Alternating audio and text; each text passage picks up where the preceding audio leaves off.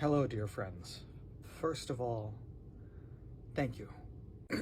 In many ways, I owe my survival to all of you, and it's hard to put the gratitude into words, to be honest. It's Ramadan again, and last Ramadan, all of you were kind enough to donate to help me survive. So I thought I'd update you.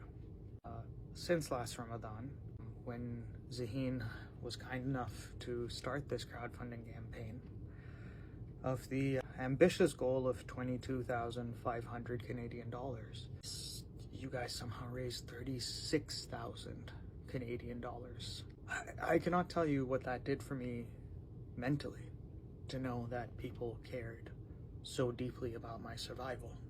Because to be honest, my resilience was coming to the end of the rope. It's been very challenging, as you can imagine, to become so disabled and then also have to worry about how to survive, because this was the only way I could have a place to live and afford food and things like that. So thank you. I just wanted to give you an update, which was that I was able to afford living in my current place, and I'm still currently here. And just before Christmas, basically, the government finally kicked in with the disability checks.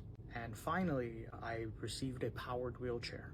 And my friends have been incredibly kind. They've been coming with me to appointments and pushing me around on a manual wheelchair.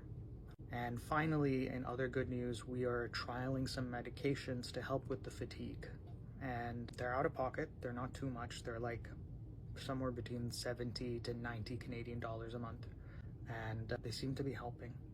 So fingers crossed that at the very least we're looking at things being a bit easier. The migraines, the fatigue, the constipation are still major issues, but we are managing them. I'm lucky enough to be in Toronto, and my healthcare comes through the same network as Toronto General Hospital, the University Health Network, which maybe some of you saw was like the #2 hospital in the world. So I'm fortunate. Really, from my perspective, I have genuine hope that if I'm able to survive 2 or 3 more years, the science will catch up with my conditions, and I will hopefully be living a much more full life. Now, back to the finances. Through the government, I'm receiving something like $1,400 a month. That can increase to $1,500 with some more paperwork, which I'm putting in. My rent is about $1,600 per month. So what I had left over from the crowdfunding campaign is going towards basically $100 of rent and then my other living expenses. I'm able to get my food delivered through Instacart or Uber, so those have been super helpful. And so I'm getting by, and I have a runway for about 10 months at least, all thanks to you.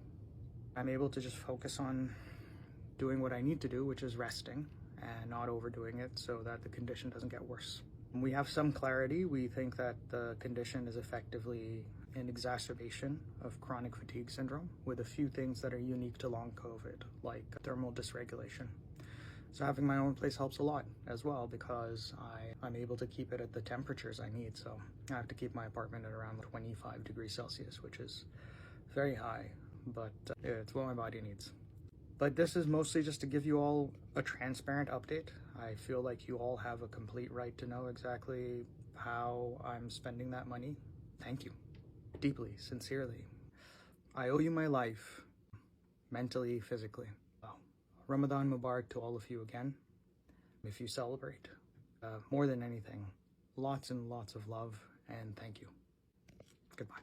I'd quickly add in a few more bits of information because I think they're rather obvious questions. First of all, what does my day-to-day functionality looks like? So I have to spend most of the time reclining or lying down, or I start to get very tired out. I'm able to walk around in my small apartment with limitations. I'm able to make myself like coffee, tea. A very good day is I can make myself some coffee, eggs, and I'm able to take a shower. I'm unable to really cook for myself anymore or clean the apartment. I've been able to get some help with cleaning the apartment, and some friends have been dropping by every few weeks or so to help me out with cleaning, changing bed sheets, laundry, things like that, just so, because if I do them, I'll end up having a crash, which means that basically I've overdone it and I end up being bedbound for a few days and having a lot of muscle pains. Next, why constipation is such a big issue? Because I had a surgery 10 years ago where they removed my stomach and esophagus, so that nerve's been cut, so there's just sort of effects from that. Finally, why have I not changed apartments? I'm on the list for subsidized housing here, but that's a 3-year wait list. And basically, as someone who's disabled without income, my place is actually very cheap by Toronto quality, Toronto rents. And if I was to move further away, I would lose access to the care I'm getting at these advanced hospitals, which I don't really stand much of a chance long term if I don't have that. It would be nice to find a place that's more affordable. I do know someone else who has somewhat similar needs to me who might be interested in becoming roommates. Yeah, I think that's about it. Oh, no medical emergencies since last year. Had one visit to the ER, was constipation, that's being managed. Migraines we're trying to keep under control.